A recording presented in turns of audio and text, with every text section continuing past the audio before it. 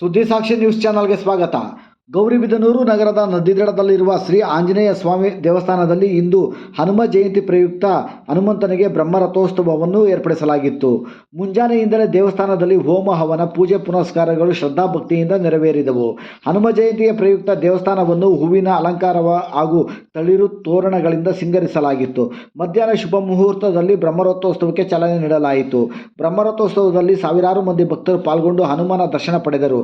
ಬ್ರಹ್ಮರಥೋತ್ಸವದಲ್ಲಿ ಪಾಲ್ಗೊಂಡಿದ್ದ ಸಾವಿರಾರು ಮಂದಿ ಭಕ್ತರಿಗೆ ದೇವಸ್ಥಾನದ ಸಮಿತಿ ವತಿಯಿಂದ ಅನ್ನ ಸಂತರ್ಪಣೆಯನ್ನು ಅಚ್ಚುಕಟ್ಟಾಗಿ ನೆರವೇರಿಸಲಾಯಿತು. ಬ್ರಹ್ಮರಥೋತ್ಸವದಲ್ಲಿ ಮಾಜಿ ಸಚಿವ ಶಿವಶಂಕರ ರೆಡ್ಡಿ, ಸಮಾಜ ಸೇವಕ ಜೈಪಾಲ್ ರೆಡ್ಡಿ, ದೇವಸ್ಥಾನದ ಆಡಳಿತ ಮಂಡಳಿಯ ಅಧ್ಯಕ್ಷ ಎಸ್ ರಮೇಶ್, ವಾಣಿಜ್ಯೋದ್ಯಮಿಗಳಾದ ಬಿಆರ್ ಶ್ರೀನಿವಾಸಮೂರ್ತಿ, ಅಲ್ಲಂಪಲ್ಲಿ ರಾಜಣ್ಣ, ಇಸ್ತೂರಿ ರಮೇಶ್, ಹಿರೇಬಿದನೂರು ಗೋವಿಂದರಾಜು, ನಗರಸಭೆ ಸದಸ್ಯರಾದ ರೂಪಾ ಅನಂತರಾಜು, ಆರ್ಪಿ ಗೋಪಿನಾಥ್, ನಗರಸಭೆ ಮಾಜಿ ಅಧ್ಯಕ್ಷ ಎಂ ನರಸಿಂಹಮೂರ್ತಿ, ತಾಲೂಕ್ ಪಂಚಾಯಿತಿ ಮಾಜಿ ಉಪಾಧ್ಯಕ್ಷ ಪ್ರಕಾಶ್ ರೆಡ್ಡಿ, ಜಮೀನ್ದಾರ್ ಅಶ್ವತ್ಥಪ್ಪ, ಲೋಕೇಶ್, ಪರಮೇಶ್, ಕಿರಣ್ ಹಾಗೂ ಸಾವಿರಾರು ಸಂಖ್ಯೆಯಲ್ಲಿ ಭಕ್ತಾದಿಗಳು ಬ್ರಹ್ಮರಥೋತ್ಸವದಲ್ಲಿ ಪಾಲ್ಗೊಂಡಿದ್ದರು.